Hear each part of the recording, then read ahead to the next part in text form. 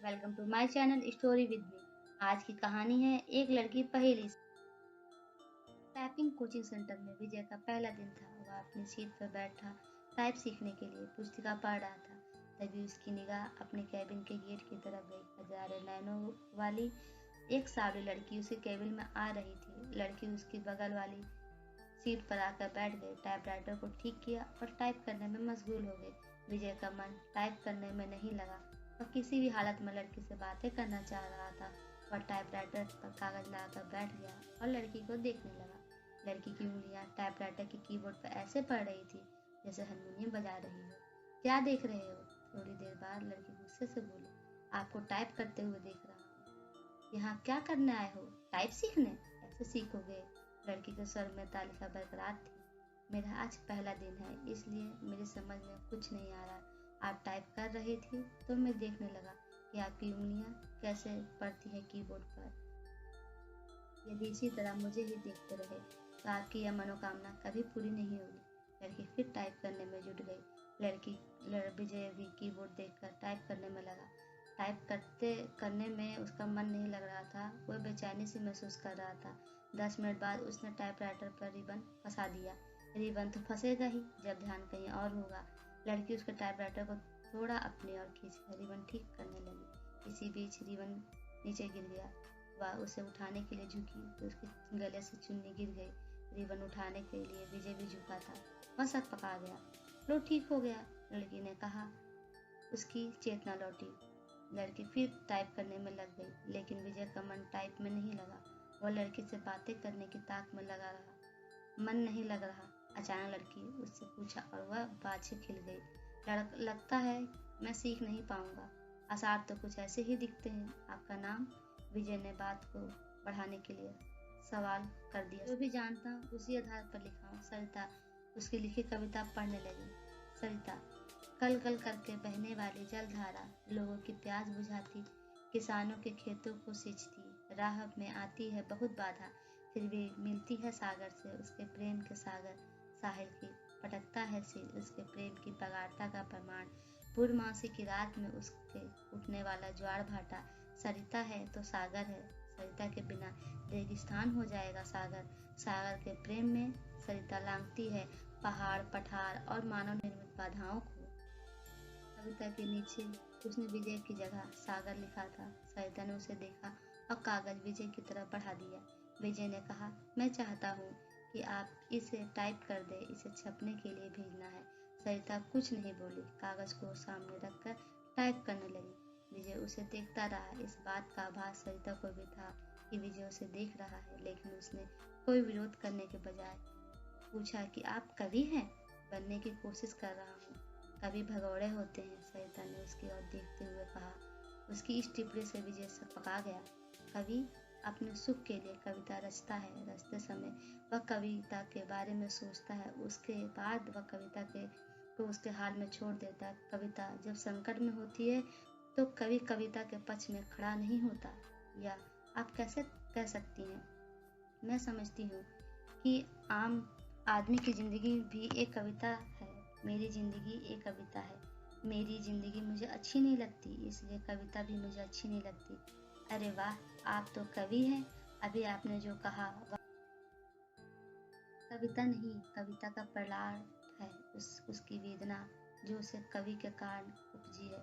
उसने मेरी जिंदगी की रचना की। इतना कहकर सरिता केबिन से बाहर चली गई। कैसी है यह? विजय ने सरिता से टाइपराइटर को देखा। लगा जैसे टाइपराइटर किसी शोक गीत की रचना में मशगूल हो। प्यार की खुशबू। आज उसने बातें अधिक की। उनके वार्तालाप को देखकर टाइपिंग इंस्टीट्यूट चलाने वाली मैडम ने उसके पास आकर कहा कि आजकल तो तुम काफी खुश हो सरिता। बदले में सरिता केवल मुस्कुराई। विजय की मुस्कुराया तो क्या मेरे प्यार की गंध इसे भी लग गई। अगले दिन सरिता जब इंस्टीट्यूट आई तो काफी सजी धजी थी। नया गुलाबी सूट पहनी थी, बालों में स्टाइल बदला हुआ था। विजय को सरिता का यह बदला रूप अच्छा लगा। वह अपने भावनाओं को दबा नहीं पाया। बोला, काफी सुंदर लग रही हो। जवाब में जब सरिता ने मुस्कुराते हुए थैंक यू का फूल जब उसकी तरफ फेंका तो उसकी इच्छा हुई कि वह खड़ा होकर नाचने लगे और जोर जोर से चिल्लाए कि उसे प्यार हो गया है। ग्रह नक्षत्र की चाल। आदमी जब निराश होता है या फिर लक्ष्य के प्रति अपनी स्थितियां साफ नहीं होती तो वह धर्म और ज्योतिषी के शरण में चला जाता है। विजय भी हालात कुछ ऐसे ही थे। वह सरिता को चाहने लगा था, लेकिन सरिता भी उसे चाहती थी या स्पष्ट नहीं था। वह अपनी बेरोजगारी से भी परेशान था। घर वाले शादी के लिए अलग से दबाव डाल रहे थे। लिहाजा एक दिन वह ज्योतिषी के पास चला गया। नौकरी पाने के लिए वह ज्योतिषी नुस्खे पूछता था। उसने सोचा कि प्रेम पाने के लिए भी ग्रह नक्षत्रों की चाल जान ही ली जाए।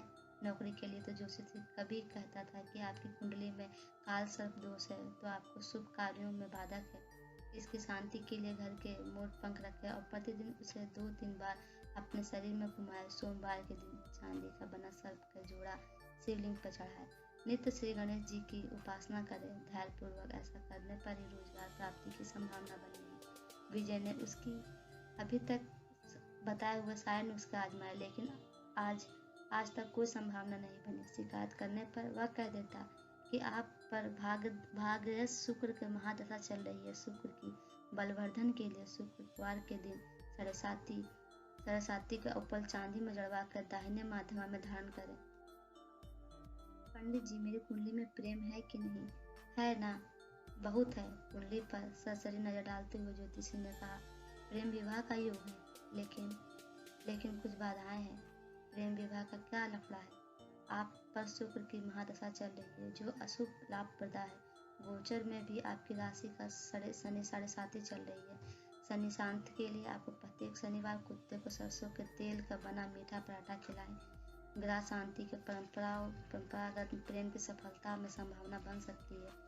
सब ढकोसला है। इतने दिनों से मैं नौकरी के लिए मुझसे क्या क्या नहीं करवाते हैं। मिली नौकरी, साला चपरासी भी कोई रखने को तैयार नहीं। भन्नाया हुआ विजय ज्योतिषी के कमरे से निकल गया। घर पहुंचते ही मम्मी कहने लगी, तुम्हारे पापा ने लड़की पसंद कर ली है। उसके दोस्त की बेटी है, बीए करके नौकरी कर रही है। तो मैं क्या करूं? शादी कर लो। बिना नौकरी मिले या नहीं हो पाएगा। फिर तो पूरी जिंदगी कुंवारे ही रह जाओगे। बीबी के कमाई खाने से तो अच्छा कुंवारा रहना ही अच्छा। कहते हुए विजय अपने कमरे से चला गया। जिंदगी आसान नहीं। एक सप्ताह तक सरिता टाइपिंग स्कूल नहीं आई।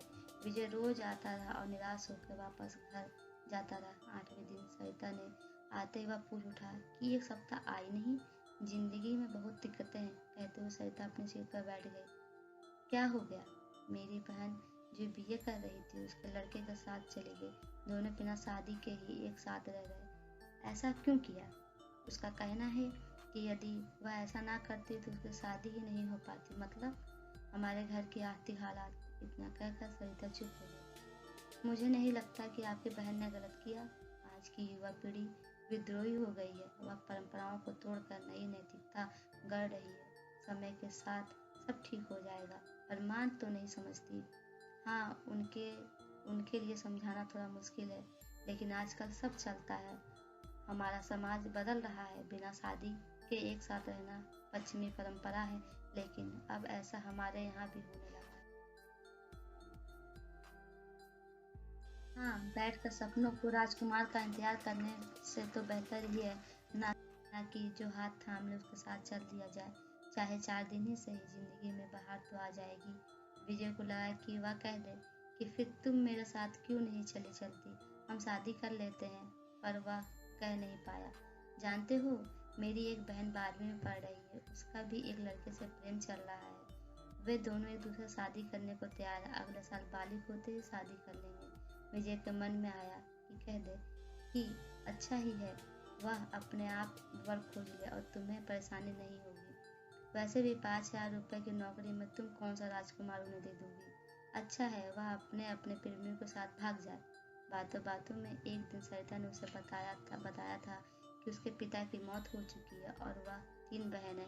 उसका कोई भाई नहीं है। बहनों में सबसे बड़ी है। वह एक ऑफिस में काम करती है और उसे 5,000 रुपये मासिक वेतन मिलता है। दूसरी जगह काम पाने के लिए टाइपिंग सीख रही है। विजय को अपने एक दोस्त के साथ घटी ऐसी घटना ही याद आई। उसका दोस्त की एक बड़ी बहन अधेड़ के विवाह देने के बाद प्रेमी के साथ भाग गई थी। इसके बाद उसका दोस्त गुस्से से उबल रहा था। तब विजय ने कहा कि शांत रहो यार, वे दोनों जहाँ है कुशल से रहे। उसने जो किया अच्छा ही किया, तुम कौन सा उसे राजकुमार से ब्याह देते। जीना उसे है, इसलिए निर्णय भी उसे लेना चाहिए। दोस्त के बड़े भाई ने विजय की बात का समर्थन किया था, लेकिन थोड़ा दार्शनिक अंदाज में कहा था कि होने को ही यही मंजूर था। मैं भी सोचती हूँ कि एक बहन ने जो किया ठीक ही किया, दूसरी जो करेगी वह भी अच्छा ही है। जीवन यदि संघर्ष है तो करो। प्रेमिक से पति बना व्यक्ति भी धोखा दे सकता है, जीवन नरक बना सकता है, और माता पिता का खोजा राजकुमार भी यही करता है, लेकिन माँ नहीं मानती। सोचती बहुत है और तबीयत खराब कर लेती है। पुराने जमाने की है ना। हद तो यह हो गई कि वह मुझसे कहने लगी, तू भी किसी के साथ भाग जा। मैं उन्हें इस हाल में छोड़कर किसके साथ। रो पड़ी सरिता। विजय को समझ में नहीं आया कि वह क्या कहे और क्या करे। स्थिति को सरिता समझ गई तो खुद पर काबू किया और फिर से टाइप करने लगी। 10 मिनट बाद सरिता उठी और बिना बोले ही चली गई। विजय की इच्छा हुई कि वह उसके पीछे पीछे चला जाए, लेकिन वह बैठा रहा, उसे जाते देखता रहा। मूसलाधार बारिश में बिजली का गिरना, आसमान में काले बादल घिर गए थे। इस कारण परिवेश में अंधेरा पसर गया था। रह रहकर आसमान में बिजली चमकती और बादल गरजते। ऐसे मौसम में भी विजय टाइपिंग स्कूल जाने के लिए तैयार था। वह सरिता से मिलना चाहता था। जब वह घर के निकला तो बूंदाबांदी शुरू हो चुकी थी। फिर भी वह तेज कदमों से टाइपिंग स्कूल की तरफ बढ़ने लगा। कुछ ही दूर गया होगा कि बारिश तेज हो गई। सड़क पर चल रहे लोग भाग कर किसी छांव में खड़े हो गए, पर वह अपनी मस्ती में भीगता हुआ चला गया। इंस्टीट्यूट पहुंचकर उसे पता चला सरिता नहीं आई है। इतनी बारिश में आने की क्या जरूरत थी। मैडम ने विजय से कहा, आप नहीं समझेंगे। आप समझती हूँ, लेकिन आप सरिता यहाँ कभी नहीं आएगी। क्यों? आपको कैसे पता? उसका फोन आया था, उसने कहा कि यदि आप आओ तो बता दो। वह कभी नहीं आएगी। विजय की आवाज़ किसी कुएं से आती लगी। विजय टाइपिंग स्कूल से बाहर आया। बाहर मूसलाधार बारिश हो रही थी। जैसे उसने नीचे की और कदम रखा, उसे जोर से बिजली चमकी और बादल गरजने लगे। विजय संज्ञा शून्य सा भीगता हुआ घर की तरफ चला। उसने सोचा कि वह सरिता के घर जाएगा, लेकिन उसके घर का पता तो मैडम ही दे सकती थी। यह सोचकर वापस पलटा, लेकिन तब तक टाइपिंग स्कूल बंद हो चुका था। भीगते हुए वह घर पहुंचा। तब तक उसका शरीर बुखार से तपने लगा। लगभग 15 दिन बाद वह चारपाई से पड़ा रहा। जब कुछ ठीक हुआ तो 20वें दिन टाइपिंग स्कूल पहुंचा। मैडम नहीं मिली। वह सिलसिला 15 दिनों तक चला। 16वें दिन उसे मैडम मिली। उसे देखते ही बोल पड़े कि बहुत काफ़ी कमज़ोर हो गए हो। उससे इस दिन बारिश में भीग गया तो बीमार हो गया। विजय ने मैडम से सरिता का घर का पता मांगा तो उसने एक कागज़ पर लिखा और विजय को थमा दिया। मैडम को धन्यवाद बोलकर विजय चल पड़ा। वह आज ही सरिता से मिलना चाहता था। जब वह मैडम के दिए पते पहुंचा तो पता वहाँ ताला लगा था। पड़ोसियों से पूछने पता चला कि सरिता यहीं रहती थी, लेकिन वह मकान बेचकर चली गई है। कई लोगों के पूछने के बाद भी विजय का उसका नया पता नहीं मिला। निराश होकर वह घर लौट गया। सरिता के इस व्यवहार से उसको काफ़ी धक्का लगा। उसे इस समझ में नहीं आ रहा था कि सरिता ने ऐसा क्यों किया। वह सरिता की याद में कविताएं। एक दिन उसने एक सपना देखा और उसके भाव को कविता के रूप में कागज पर लिखा। सरिता जो निकली अपने उद्गम स्थल से, सागर की चाह में चलती द्रुत गति से, सामने आ गया पहाड़। टकराने के बाद बदल दिया अपना मार्ग था लंबा, पहाड़ों की श्रृंखला थी, पठार और पथरीली जमीन भी। आदमी खड़ा था फावड़ा लिए, बांध बनाने के तत्पर, खेत सींचने के लिए, चाहिए उसे पानी पीने के लिए भी। विजय की इस कविता को पत्रिका में छपे 1 माह से अधिक हो गया, लेकिन उसके पास एक बार भी अब तक का सरिता का कोई पत्र या फोन नहीं आया। उसे उम्मीद है कि एक न एक दिन सरिता उसे संपर्क जरूर करेगी। जब से कविता प्रकाशित हुई तब से वह फोन के प्रत्येक घंटे पर चौंक जाता है। यही नहीं, वह रोज पोस्टमैन का बेसब्री से इंतजार करता है, और जब उसके आने का समय खत्म हो जाता है तो वह उदासी के समुद्र में डूब जाता है। Thank you. आपको वीडियो अच्छी लगी हो तो लाइक करें और शेयर करें, और ऐसे ही रोचक कहानियों के लिए चैनल को सब्सक्राइब करें।